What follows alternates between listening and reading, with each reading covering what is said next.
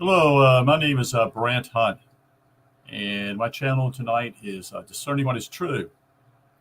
And today is the September 6th, 2023. And I'm going to be reading from Phil Langdon's book called Ascension. It's called the Ascension Handbook, that is. Phil lives in London, England.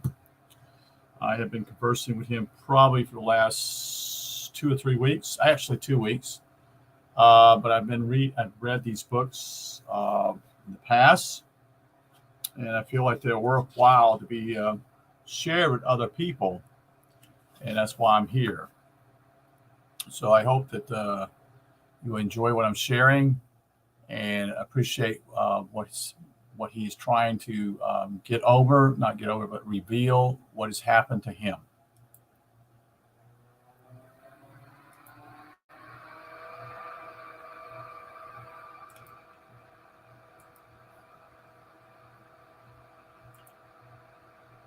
So the author is called Raiders of the Ark, ARK.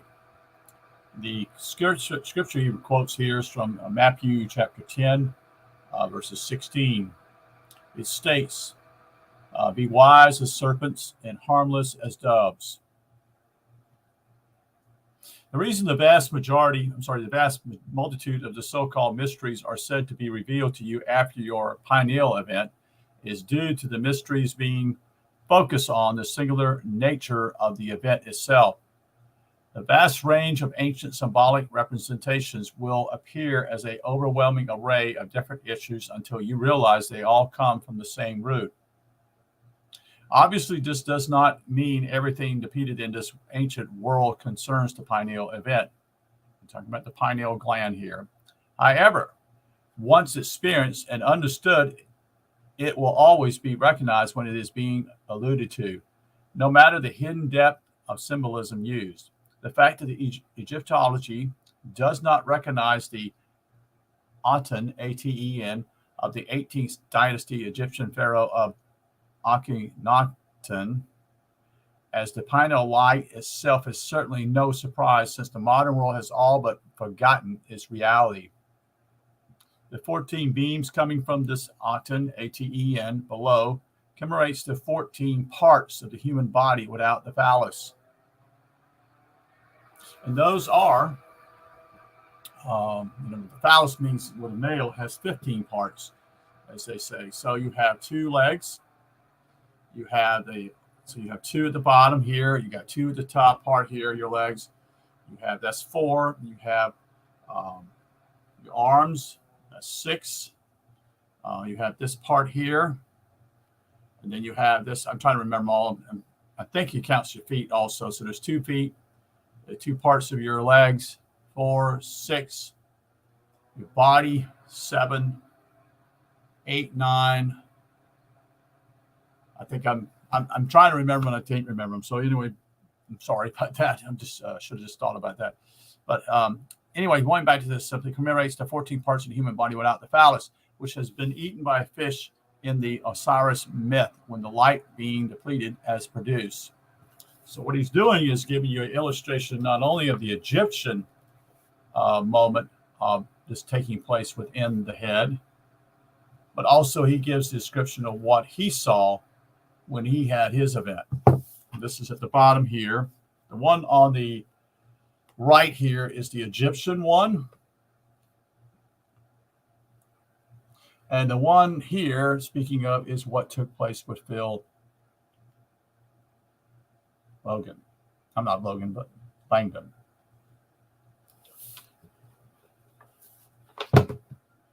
So let's continue on. It becomes immediately obvious after your own event that this is precisely what the Aten is depicting. In other words, it's showing this array coming from the suns, supposedly, which is why the sun is so important also for stillness in your life. It was a way of using it in the past. It's a way of actually bringing you to the point of being still. Let me continue. When focusing on the disk of the Aten without this insight, it can be interpreted as nothing but a direct representation of the sun.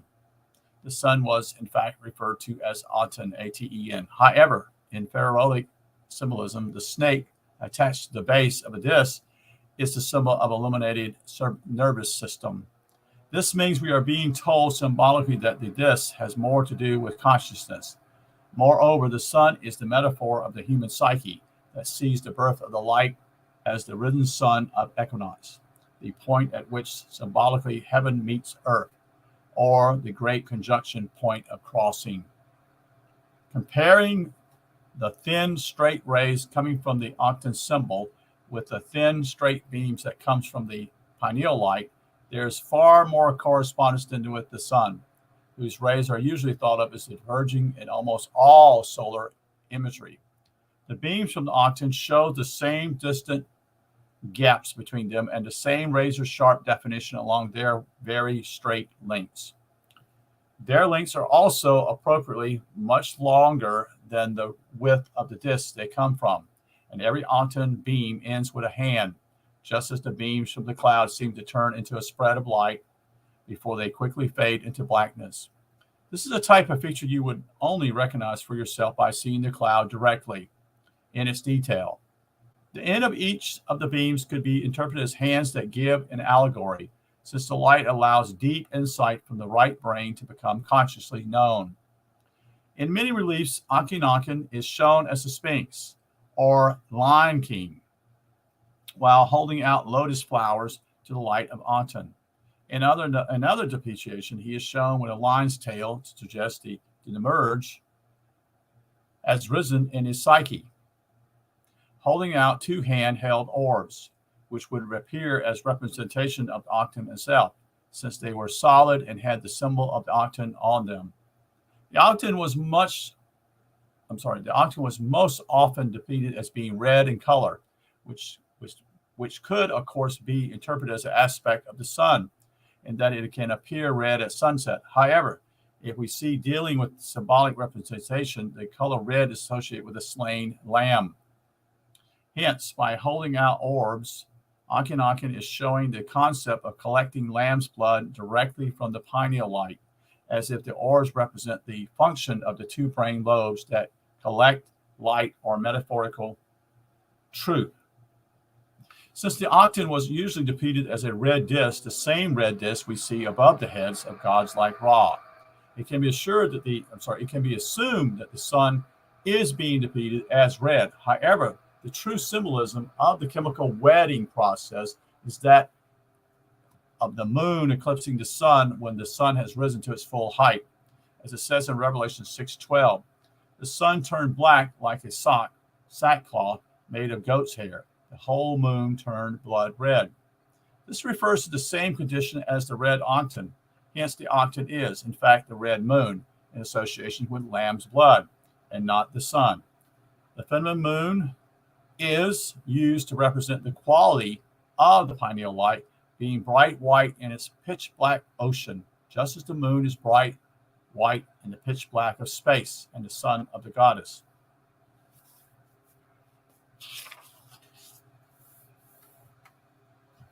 And that's revealed. Well, that's not quite revealed. The top portion of the Ankh symbol gives us a depreciation of eternity as the sunrise at equinox, the rising light in the head, and the establishment of the singular diamond condition. The symbol of eternity in ancient Egypt is a loop connected to a line or a shen ring. Shenring forms the basis of Pharaoh's cartousia, since a pharaoh is supposed to have achieved elimination in their life. In other words, a pharaoh would not become a pharaoh unless he had actually experienced what Phil is talking about. They were not allowed to, quote unquote, to rule over the people at that point. So he shows us at the bottom part here. I'll try to show this to you here with these rings here. It's kind of small here, so it's kind of hard to see. Like I said, you can get this ebook free. He offers this also, so you can read the book yourself.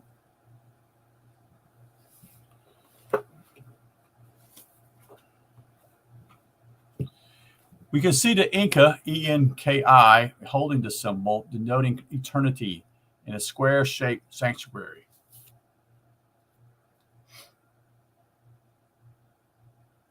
Like Osiris in the myth of Helopius that gains measure, the solar disk Inca is looking towards is the pineal light, as if the moment of illumination is being depicted.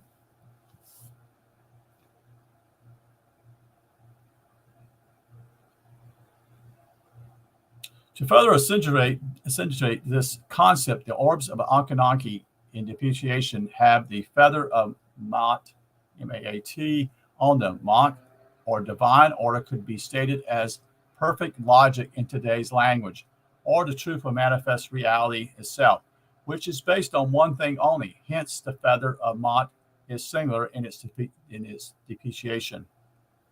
Some of the hands at the end of the beams from Ankh are shown holding the famous Ankh symbol, which, according to Egyptology, simply represents life.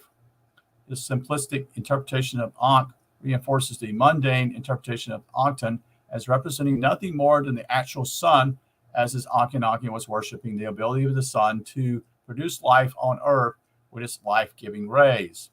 This would suggest that pharaonic Egypt was simplistic in its appreciation of reality.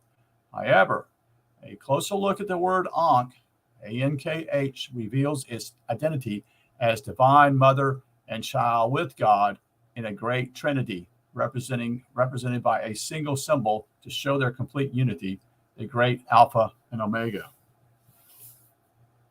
And that symbol is this particular one here, which most have seen this.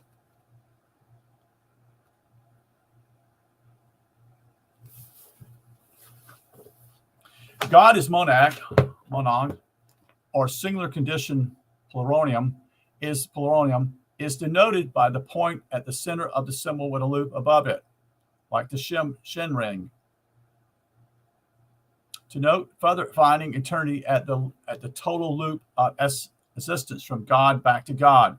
Divine Mother's womb is also inferred by the loop on top of the Anki, whose Avarius and birth canal are shown as his arms and single leg.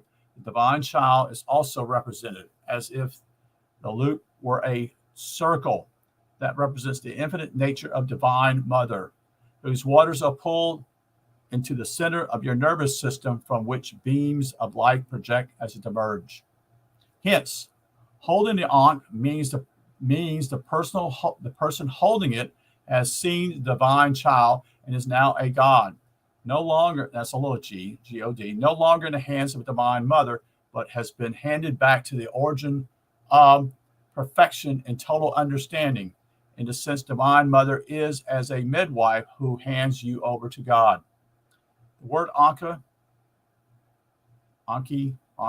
pronounced Anka, is made from the word Ankh, A-K-H, pronounced ark, which, according to Egyptological dictionary, is one of the 5 elements forming a human being, seen as an aspect of the sun in its link between the human and luminous life force. The 5 elements are traditionally been known as earth, water, air, fire, and ether. The 5th element, ether, is associated with life force as the pinnacle of the 5, which in relation to a human being made of solids, liquids, gas, and radiant heat, must be spirit consciousness itself, since there is nothing left to identify in the 5th elements concerning a human being. And we see this with a 5-pointed star. It's shown a little bit different here.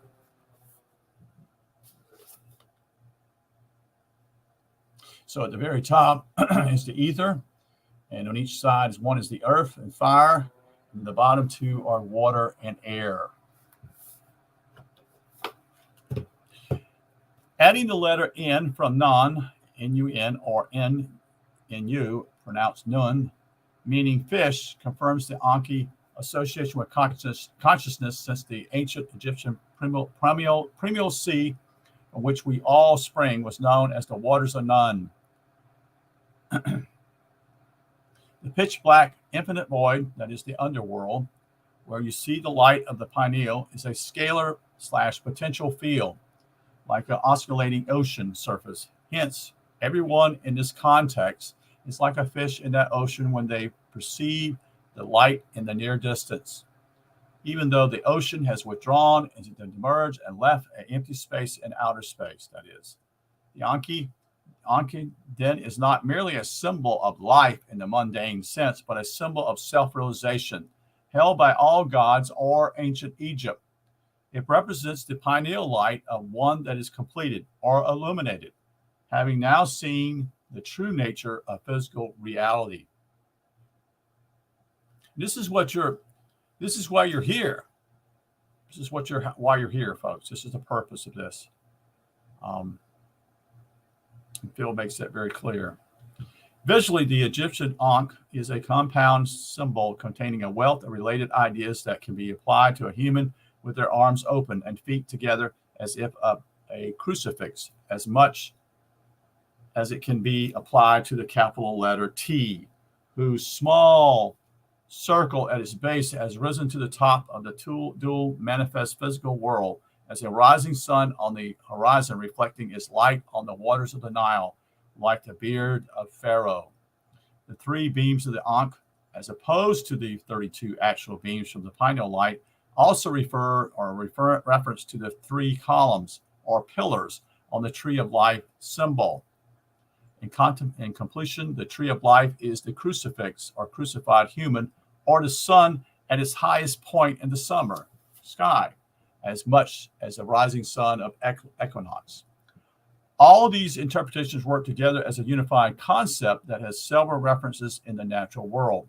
However, foolish it may seem to associate the concept of God with a literal sun in the sky, I am not surprised Egyptologists do not recognize the reality behind the Ankh symbol, since I can think of no other useful metaphor to represent the immortality of spirit consciousness than with something physical that seems immortal itself. The sun outlives all humans and is the same object seen by every single human being since the dawn of time on Earth. It is also the focus object in the same sense as a monad is singular in concept. Of course, this does not mean that the sun itself was thought of as God by the pharaohs before Akhenaten. Pharaohs were not simpletons. Symbolic allegory formed the basis of the old system before Akhenaten tried to remove it and introduce worship of the actual sun to the public, even though he clearly knew the truth of its symbolic association intellectually. So this is where how the knowledge was kept from all people. And this is the person who, this particular pharaoh, Akhenaten, is the one who did that. He removed it and introduced worship of the actual sun to the public. So he chose to do this, you see, even though Pharaoh was supposed to be one who had already gone through this whole thing in order to be a pharaoh, you see.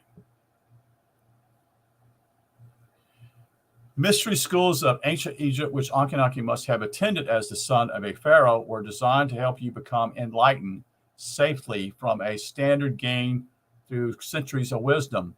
The rising sun at equinox represents the birth of divine light in the person who now becomes a god. Again, with a little G-O-D. The stellar background of the night sky, known as the Duat, D-U-A-T, in ancient Egypt, was then the true manifest backdrop, or background, I should say, backdrop within which the journey of understanding takes place. The outside world was used as a reference frame for the inner world of the psyche, which was projected onto the surrounding outer world reality, because this is what happens in Ascension. Many temples around the world are dedicated to the sun and its characteristics, as seen from Earth, some of which highlight the very moment of sunrise at equinox on purpose by showing a unique side to their true nature on that day. Equinox is equal day and equal night, or 12 hours of each in dual equality, bridging heaven and hell, just as the brain has two equal lobes in opposition that unify on completion. At the pyramid, Chichen, I don't know how to pronounce it. I'll just spell it to you. Chichen, Iza, ITZA in Mexico, for instance, is a zigzagging serpentine from form can be seen at the steps of the pyramid as a shadow caused by the sun as it rises at equinox. The Great Pyramid at Giza in Egypt also showed it has a unique feature of this day in that it has, in fact, 8 sides and not just 4, subtly built into its fine structure. Each face of the pyramid is half vertically down the middle and set in. So in other words, when you see the part of the triangle that is there, it is actually somewhat concave inwardly. So it has more than 4 sides. It has 8 sides. Each face of the pyramid is half vertically down the middle and set in somewhat from the perfected flat face it would make with its 4 corners. 8 is a reference to the human being as the 4 physical elements: solid, liquid, gas, and radiation, and the 4 mental elements, meaning logic, emotion, senses, and intuition. The 9th point at the center by interference is singular consciousness in completion. Since it has found the center, 9 is the number associated with consciousness or spirit in this context. When Akhenaten became pharaoh, his name was Amenphis, I'll just spell it to you, Amenphis, A-M-E-N, Amenphis, O-P-H-I-S, the 4th, which means Amun is satisfied. But during the 5th year of his reign, he changed his name to Akhenaten. And with that, meaning effective for the Aten. With his change of name, he set out to find a location for a new capital city he would call Akhenaten, meaning light of the Aten, known more commonly as Amarna, A-M-A-R-N-A, and chose a location centered between Thebes, T-H-E-B-E-S, and Cairo along the Nile River, because the sun rose in a gap in the overlooking cliff face surrounding the area. With the establishment of this new capital city dedicated to the sun, he set out to destroy all representatives of the old gods from Egyptian society, to establish what modern scholars consider to be the first manifestation in human history of religious monotheism. A singular god mentality that had always existed before, but in more symbolic terms before Akhenaten's reign. The chief god was Amun, or Amen, or Amen, hidden, who combined with Ra to become Amun-Ra, to again symbolize completion from root to culmination, and always shown with raised brain lobes, denotes great wisdom from conscious expansion. And that's why you see most Egyptians have these long lobes in the back of their head, like to reveal that their conscious has expanded. All representatives of the old gods under Akhenaten's rule were unnecessary, and many whose jobs depended on creating statues and offerings to these gods lost their livelihoods, including the priests of the temples of Amun, who held profound influence in Egypt. The high priest of Amun understood enlightenment and would walk in ceremony wearing a full tree foliage on his head, as if it were a huge afro, denoting the completed tree of life. The abolition of Amun then did not go down well, for obvious reasons. Amun had been established for centuries. Akhenaten apparently insisted he be portrayed in public realistically, along with his family, could come across as a sort of an honesty, effectively suggesting complete openness in all cases. You know how politicians do this, folks. You know, they bring their family in, their children, and it makes them look like they're respectable people, you see. Dismantling any sense of wrongdoing in the public eye. However, there seems to be a twisted irony to Akhenaten's sense of honesty. On the one hand, he showed the public a very close representation of the pineal light as half symbol and half direct representation. On the other, he directly associated the Aten symbol with the sun of the outside physical world, as if the physical, seemingly immortal sun, S-U-N, itself was the one true God. Hence, his action in life can be interpreted as someone who knows the truth, as it may be written down like the subject of Kabbalah, but does not manifest it himself. His public at Amarona would know nothing about the inner light anymore, since he removed the old ways from a fading society and replaced it with a deity on the outside. You see. It would always appear as though Ankhenaten was referring to the sun disk itself whenever he spoke about it in poems, prayers, or song. Only he and his family would know what he was showing in truth. And only they would have access to the secret of the true light within. That's the problem right there. Okay. He would be the only one in his family, and the rest. This is how the priestcraft took over, you see. But it's not a priest here. It's a political office. If the public does not know about it, they will not know what they are missing. Correct. Hence, by emphasizing the Ankh as the actual sun to the populace, Ankhenaten could help ensure that they never open their inner eye for themselves. What a travesty. Because the source of divinity is now described as outside the individual and therefore out of their control symbolically and literally. Any reference to attaining the light would have to be ignored in favor of the pharaoh retaining power over the populace, because the pharaoh himself, it seems, did not have the light. Any member of the public that was illuminated would have authority over their own king, and that would not do. Get it? Perhaps he simply could not be bothered with such intellectual pursuits and instead revel in his luxurious life of power that royalty afforded him from an early age. He was, after all, still in his youth when he became pharaoh, and may well had an inferiority complex, since he was shunned in public while he grew up. He became a rebel with a cause. He seems to have had a disease called Marfan, MARFAN syndrome, which elongated the physical features of the body. This would explain a potential inferiority complex, and one might understand why Ankhenaten's psychology may have fueled and maintained a sense of his own unique grandeur as a pharaoh. He went from zero to hero almost overnight, it seems, when gaining the throne. As pharaoh, he would no longer have to suffer the indignation of hiding from public view, as was the case when he was a child, perhaps without his own self-realization event occurring before becoming pharaoh. He was still subject to his childhood psychology as pharaoh. A life of luxury and kingship is already attainment without the need for self-realization, you see. Ankhenaten and his wife subsequently became the only route to God as a divine couple in the myth of Heliosis. Established prior to Ankhenaten, the gods Shu, Shu, and Tifron were the firstborn from the one self-created god, Aten Ra, forming a primal trinity.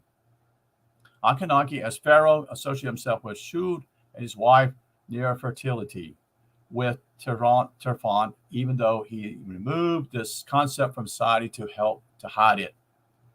The crown worn by Nefertility is the crown of the goddess Tefnun. Ankhenaten's crown is the same as Osiris, the king of kings, that he was now God's only true son in a city of his own making. Ironically, in his book, Moses, Pharaoh of Egypt, The Mystery of Ankhenaten Resolved, published in 1990, the Egyptian journalist and author Ahmed Osman, Osman, who had a master's degree in Egyptology, wrote about Ankhenaten as he were the Old Testament patriarch called Moses, after he found correspondence between the two. I say ironically because the story of Moses, according to the biblical account, is a story of someone who had experienced divine union, as opposed to Ankhenaten, who seems not have to have. The first significant event in this written life of Moses, in terms of the pineal life, as he apparently grew up, was that he saw a burning bush. In conjunction with being close to the mountain of God in Exodus 3:1. Remember, this is not a literal burning bush. This is something in a different way. Okay? It's a different way. It's all up here.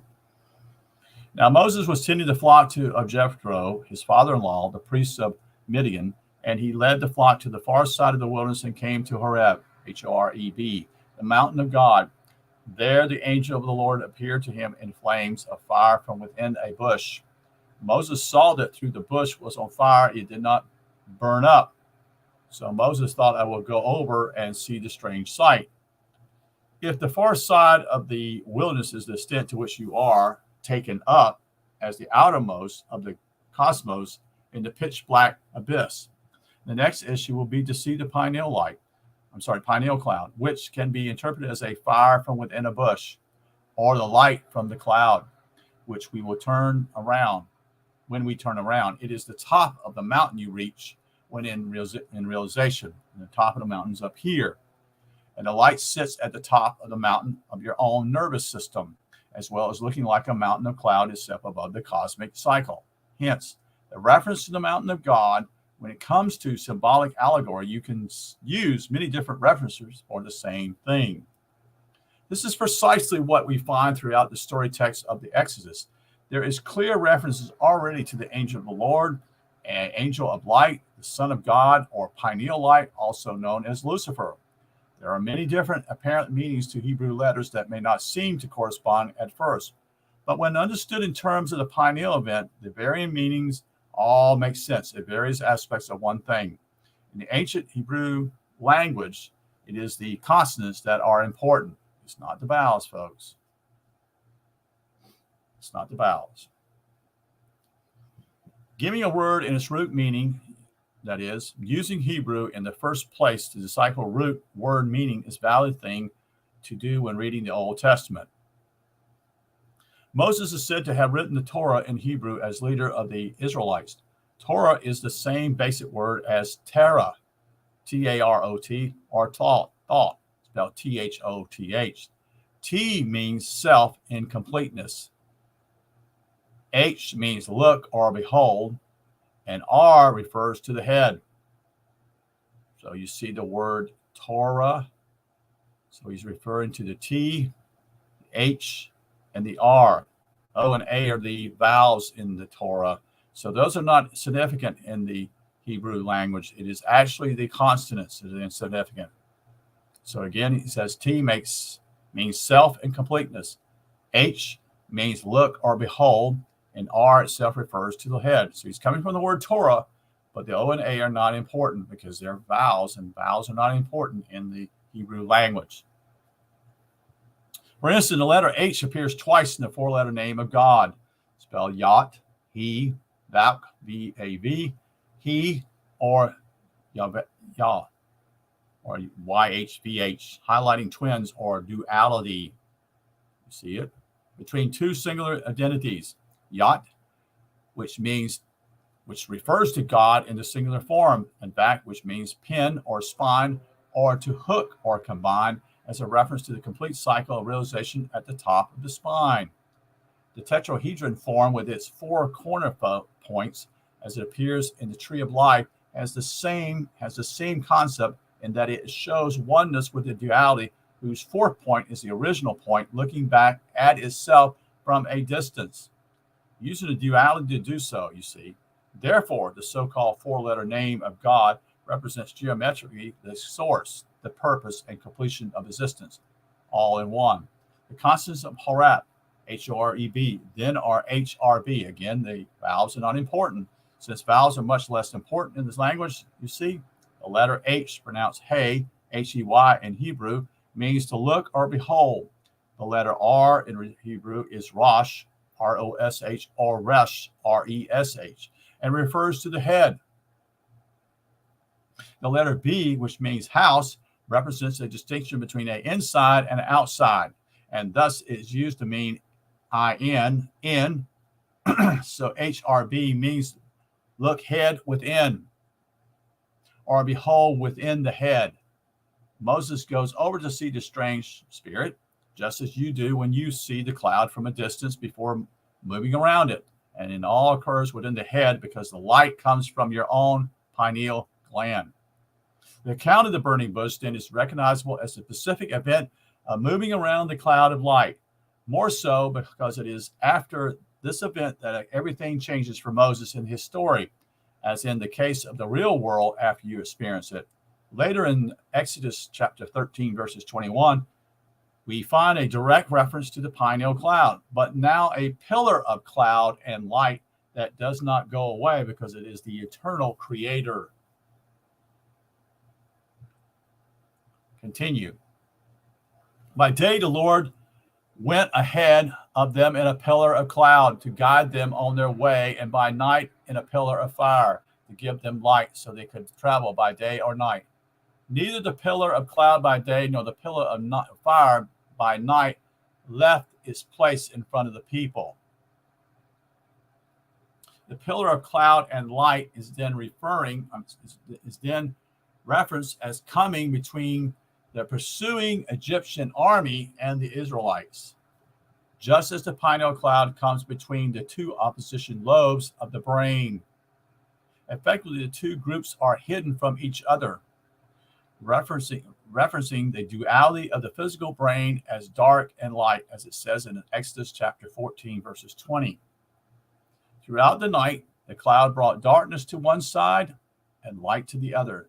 So neither went near the other all night long. This is a reference to duality contemplation before the impending dawn. Then in verse 21, Moses creates the divine in the sea of red, denoting the light between brain lobes. Then Moses stretches out his hand over the sea, and that night the Lord drove the sea back with a strong east wind and turned it into dry land.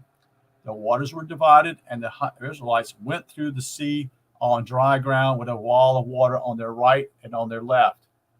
The wall of water to the right and left may be taken as a direct reference to the two lobes of the brain, the Red Sea of blood, or either side of the divide, which would appear as vertical walls if you were literally between them, on the ground as the light itself. Then in verse 26, it states the divine is resolved. That is, as if to unify duality in the mind with the oneness the light brings, symbolically referred to as daybreak. Then the Lord said to Moses, stretch out your hand over the sea so that the waters may flow back over the Egyptians and then chariots and horsemen. So Moses stretched out his hand over the sea, and at daybreak the sea went back to its place. As the Israelites further wandered through the desert, Moses supplied them with water he generated from a rock by using his staff again. In Exodus 17, chapter 17, verses 5, he states, the Lord answered Moses, go out in front of the people, take with you some of the elders of Israel, and take in your hand the staff with which you struck the Nile, and go. I will stand there before you by the rock at Horeb. Strike the rock, and waters will come out of it for the people to drink. Once again, Mount Horeb is where God watches, as you watch the cloud at first sight.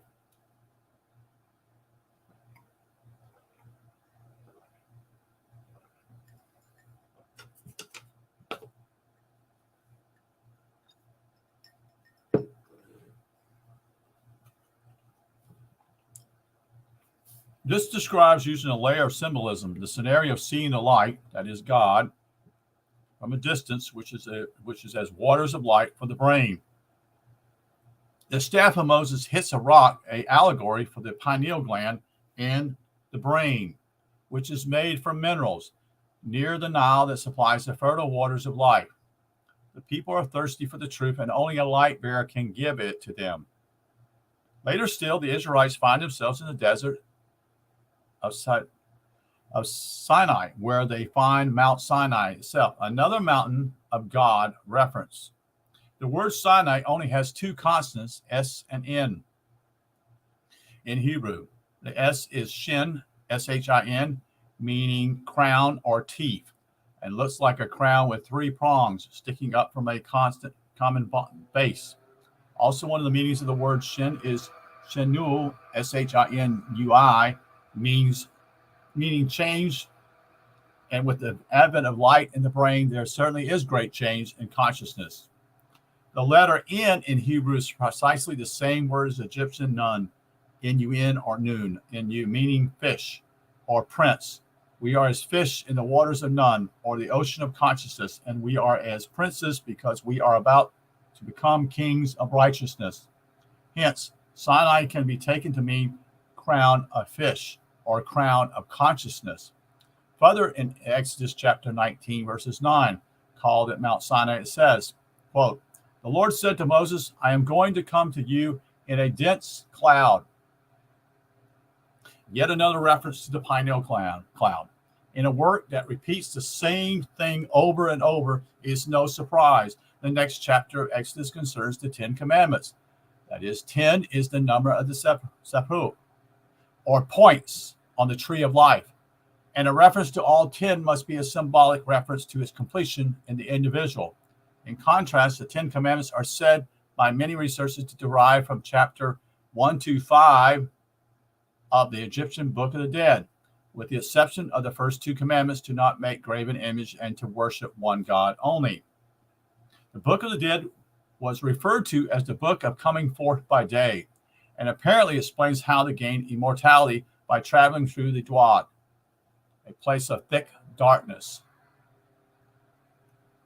where at its limit the truth of God is finally revealed to the worthy. Interesting. Exodus 20:21 concerning the 10 Commandments says, "The people remained at a distance while Moses approached the thick darkness where God was." Later in chapter 24, called the Covenant Confirmed, the commandments are famously written on 2 tablets held by Moses as he descends from the mountain after receiving them from God, whose glory settled on Mount Sinai. The form the tablets take in depreciation resembles the 2 extended brain lobes of the god Amun, the enlightened one. These 2 tablets can be taken as an allegory for the 2 lobes of the brain, or grail, extended in wisdom when it receives true law from the mystical union. Moses is also depicted as having 2 horns coming from his head, as beams of light, while holding the 2 tablets. By direct inference, there are 2 horns because there are 2 brain lobes that must represent beams of light from the pineal light source. The horns have been likened to the horns of the devil, as if Moses is somehow secretly devilish. You see, it is true that duality itself is associated with evil, since the purity, bestiality, physical world of duality is not the same as the singular world of consciousness. However, to associate demonic evil with the depiction of a horned Moses is a misnomer, simply because the true reason for its depreciation is to highlight the unity of the 2 brain lobes by showing that they both have the same quality. They are beams of red light, that is the lamb's blood, on purpose. You're being shown the truth itself in one sense, but not in another. Imagine trying to work out its meaning without knowing the key. Continue.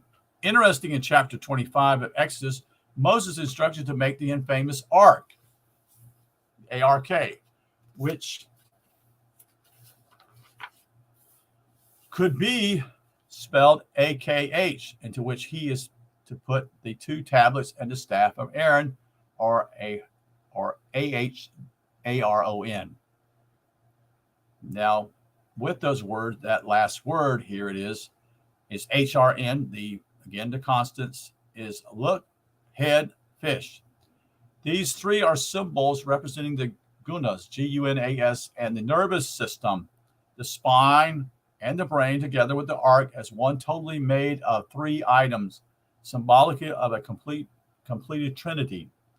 Many people think that the Ark of the Covenant used to sit inside the coffer of the king's chamber because it has the same dimensions, and thus Moses is thought to have taken the Ark from Egypt. But this cannot be so, because it would be near impossible to remove such an object through the narrow passages of the Great Pyramid in the first place, and it could not be done from under the noses of the Egyptians without arousing suspicion. Such effort would be noticed, even if Akhenaten did it as Pharaoh. There is certainly no record of such an event. The dimensions given to the Ark of the Covenant are most likely a mere direct reference to the coffer in the king's chamber itself, to highlight its function as the pineal gland of the chamber, as we will see later.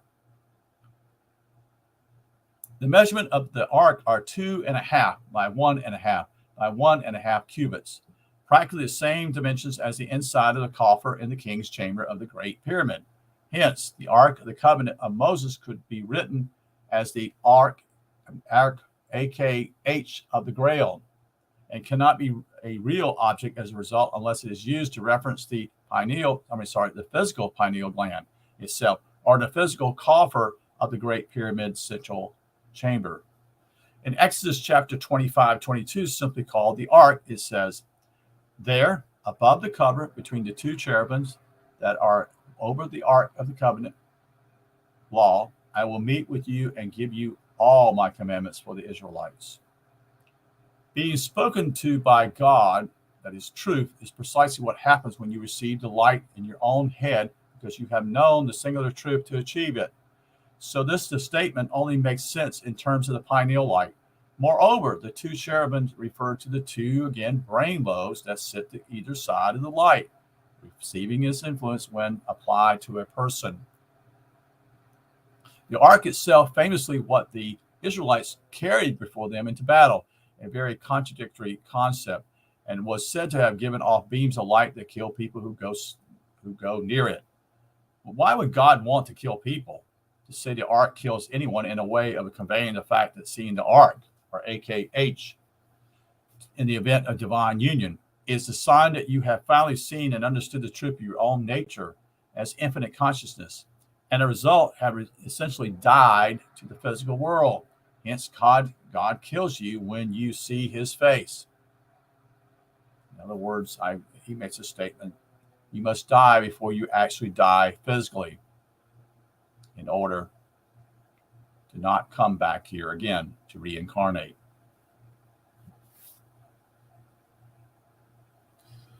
Even though you return to your normal existence after the event, you will no longer need to incarnate in the physical world to learn the truth about yourself, because you just have. The purpose of physical life, to become singular from your foundation of duality, is thus accomplished, and you have effectively been killed by God metaphorically. Moreover, it is just an Israelite that has the right to carry the ark. What is an Israelite? Look at the word. What does it say? It says Isis, I-S-I-S, Ra, R-A, and L. Isis is female, like Eve. L is masculine, like Adam. And Ra is the root and culmination of consciousness in the center. They are the three columns on the tree of life. So a Israelite is a person who has attained divine union and become a complete tree of life, and is not part of a race of people by physical blood. The only blood bond an Israelite can have with another is by the blood of the Lamb in the head. Hence, when you attain the light, you become a member of the congregation of Israel, or a serpent of wisdom. Anyone's name would change from its original to Israel when they complete themselves. Again, we go back to WHVH is Yahweh, Jehovah, or the Lord. Other names for God that appear in the Torah, including Shaddai, Elohim, and El. The Zohar, the 13th century, that is approximately CE, asserts that there is a Hebrew letter, Daleh, that is a D, hidden in the name of Yahweh. The Hebrew letter Hey, the last letter of the name Yahweh. Again, the vowels do not count. They're not given emphasis as the consonants. So you have YHVH is drawn using the letter Dal, D, and Yah, Y. Compressing the letters together, the Yod becomes the left leg of the Hey and can be read as Daleh Yah, meaning dy, die. Therefore, the Zohar asserts that Yahweh contains a hidden letter. Dalet is really saying that the name Yahweh is Yehudi, which means Jew or Judean. And this is why the word Jew is referred to. And it's not speaking of a type of people, but it's speaking of someone who has actually gone through the Ascension. Since the apparent time of Moses, the Ark of the Covenant has been sought after as a great relic. Most search for it as a real object and end up in Axum, Axum, Ethiopia, as if it is kept in the chapel of the tablet at the Church of Our Lady Mary of Zion. Not one of the priests who are supposed to be guarding it at Axum have ever seen it themselves, because, as they say, it kills you. And who would want to be killed by the Ark? Since no one has seen it, I would suggest there is no such thing in physical terms. Kept in any church, since the true Ankh, aka H, is not only physical, it is the pineal light, which is half physical and half spiritual, being the product of God's spirit and your body. It is thus evil, meaning physical, and good, meaning spiritual, at the same time. However, as strange as it may sound, with the duality of meaning throughout the Hebrew text in the Pentateuch, it's also true that the Ark is, in fact, in every church. When you walk into a church and stand in the doorway, looking towards the other end of the building, you see the Lamb of God, or the Ark of the Covenant itself, in full view on the opposite wall behind the altar. So it is, and it isn't in a church at the same time. Metaphysical reality is shown as physical reality to symbolize it. I'll say that again. You look at the opposite wall behind the altar, so it is, and it isn't in a church at the same time. The metaphysical reality is shown as a physical reality to symbolize it. Judging by the correlation between the story of Moses and the event of divine union, we also have a dual dichotomy between a man of God, Moses, and a man seemingly not of God, Ankhenaten, who saw personal power as more important than revealing truth to his public. That the repetitive nature of constantly referring to the pineal light in the Exodus story is such a variety of ways. Constantly helps us see why this story is not real as a historical account. Quite rightly, then the known skeptic Michael Shermer, that's Shermer, has this to say about the Exodus story. Quote, "We are told that these people spent 40 years wandering around the desert. They escaped as slaves from Egypt and so forth. There is not a shred of archaeological or historical evidence outside the Bible that this is even true, that it ever even happened. You would think that if a people spent 40 years wandering around in the desert, they'd leave some archaeological evidence. There absolutely is none. There's no evidence that somebody named Moses ever existed." Again, that's a quote from Michael Shermer, Shermer. Further adding to the invalidity of the historical Exodus, a researcher from New York called Stan Tenen, Tenen, has found a remarkable geometric metaphor embedded throughout the Pentateuch, strongly suggesting that they were instead an allegory all along. The metaphor he found centered on a geometric form he refers to as the light in the meeting tent. The very same meeting tent described in Exodus chapter 33:7. That Moses enters to speak with God. Interesting. The light and the tent are precise dual opposites, such that the tent is a symmetric tetrahedron shape in which is embedded a symmetrical flame as the non-physical light of spiritual consciousness in the body that develops towards perfection when applied to the human. The same model is also applicable in physical energy mechanics. The geometric metaphor seems to be a way of recording the dual concept of reality that can help a person gain their own experience of divine union through the contemplation of its opposites that lead to understanding them at one relationship. Reading through the text, then, the initiative is supposed to grasp the one reality behind all of it in a moment, or a flash of insight, symbolized by the serpent or lightning flash on the tree of life. This moment of oneness realization then produces the rapture event, so firmly sought by Christians.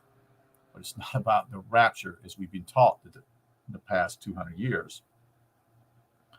Furthermore, the scroll that unfurls in the mind's eye just before being taken up in the expansion of consciousness is the ribbon from that all Hebrew letters are written in to commemorate the event in conjunction with the flame or light of consciousness. So let me see. I think I've shown this to you, but let's see if we can find it real quick here. So this is what he's showing here in the book. The light in the tent of meaning. And what he's talking about here on the extreme right in color, I think this in color, yes, in color, is talking about the eternal flame, the vortex being the light, the process inside, the asymmetry, and then the bow in the sky. The next part in the middle is what you call a vessel, is the tetrahedron, which is the tent. The structure is outside, symmetry.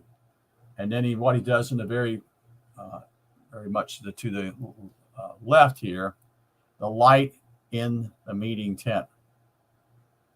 Again, this is from Stan Tennett's work where he's speaking of. Continue. Hebrew letters are views of the flame itself using the symmetry of the tetrahedron box as fixed points of reference. Shadow projections of the flame in the box subsequently displays all the letters of the Hebrew. Arabic and lowercase Greek alphabets, much like the allegory of Plato's shadow on the wall of a cave. This finding reinforces the inevitable conclusion that the 5 books of Moses are pure allegory at the basis of philosophy that generates divine union when you understand it. Because of finding this amazing metaphor, Stan Tennant, T-E-N-E-N, essentially found a nonprofit research organization in New York called the Meru, M-E-R-U, Foundation. And I think that's the end of this particular chapter. Yes, it is. Okay. So that's the end of the chapter here, chapter 7. And referring to the Ark, that is the Raiders of the Ark. It's interesting that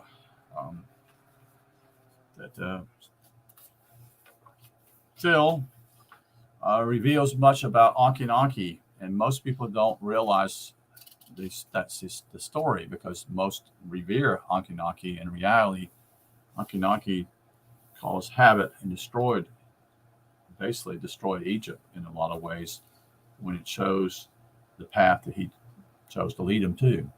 And so the people never really actually came to the spiritual truth anymore because of that. And I think that's true today. I think there are those who, maybe I shouldn't say that. I don't think I'll say that. I just think that there are some that keep this from us, that know it and choose not to reveal it, because they are basically wanting power over the people. So that'll be the conclusion of tonight's broadcast. I appreciate you being here. I hope that what Phil is sharing with you will have you to think about things in a more deeply way. Actually, my background is simply as I grew up in Christianity for over 40 some years, went to seminary, part of it, and pursuing church history. Did not finish that master's degree with the seminary because I realized there was something wrong. It wasn't about this. It was about another issue, which I've done a video, a couple of those on Pelagius, which is another story with Pelagius and Augustine. And I had a struggle with that because simply is the whole idea of original sin. And original sin basically says that, let's just get to the point here real quick. Augustine said basically you're a sinner because you were born from your parents. And that goes contrary to what Scripture says. So, Augustine himself was a Manichaean. And so he was looking at a dual purpose, and he had a real struggle with the issue of sexuality. So he brought that into the church. As far as I know, that was not taught before then. It was taught simply as you sin because you chose to sin. We'll deal with that subject in the near future too. Sin is not what we think it is. How we've been, again, the definitions have been skewed.